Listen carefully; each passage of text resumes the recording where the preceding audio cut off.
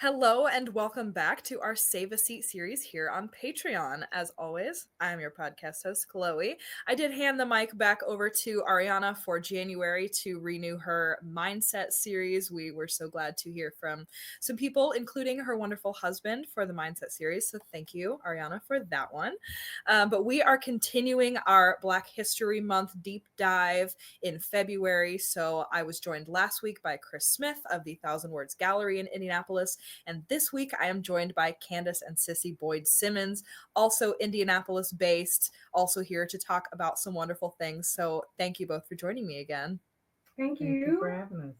Yeah, I'm so glad to have you guys back. As I mentioned on the Spotify episode, you guys have been on the podcast before to talk about Juneteenth and queer history, and you gave us a little bit of insight into your love story and what it's been like to build a family together and for your families to experience your love. So I love that episode. It's definitely one that is near and dear to my heart, but we're so glad to have you guys back to talk a little bit about Black history and how it is crucial to share and to talk about these stories. And Candace, you run a podcast based around Black history and elevating Black voices. So I couldn't think of better people to have on the show. But yeah, of course. For the people who didn't listen to the Juneteenth episode or didn't listen to the Spotify episode for some reason, will you guys reintroduce yourselves for our listeners?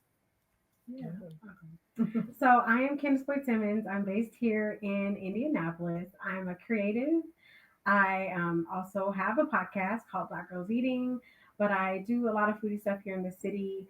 I'm also a mom, wife, daughter, and a seminary student as well. Amazing. You're so awesome.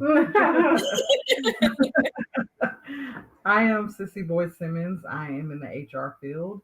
I do some community stuff along with my wife. I also am free labor with FoodLoveTog, her spice line. So, Yeah, so I'm just here. I'm a music lover.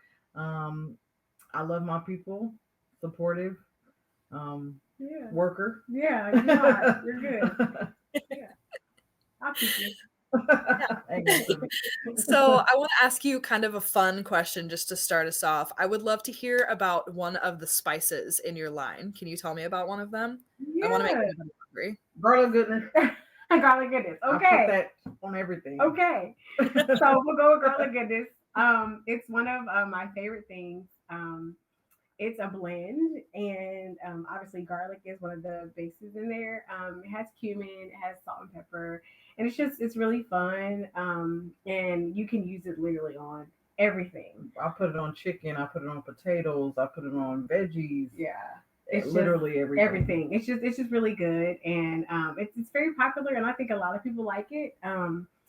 If I run out in the house, someone gets a little angry because she's like, I know. Come on, man. We're literally in the factory right now, and I'm out. So every Black History Month, I just choose 4 people each Monday that haven't had any of her spices, and that's the one that I always put in there. I might switch up the other ones, but I always put garlic goodness. It's my favorite. Yeah. That is so awesome. So you're sending out like care packages? Yeah, just I send out 2 spices. I buy. Yes, you do. I purchase just to get it out there.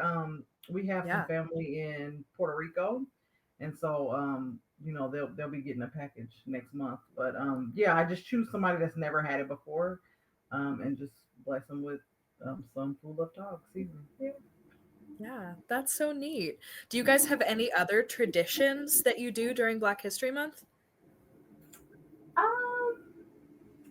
Well, you mentioned in the last episode the notes in your daughter's lunch, which is so adorable. Yeah. Right. So some notes in my daughter's lunchbox with Black History facts. We tend to go to a Black History themed music concert that combines choirs, which my lovely wife, she didn't talk about this, but she typically directs the choir because she's awesome like that. Yeah, she's amazing. Oh my God. She's amazing. But we typically do a lot of community-based and music-focused events during that time. And I typically always try to buy a new book in Black History Month from an author that I haven't read before. So that's Yeah. usually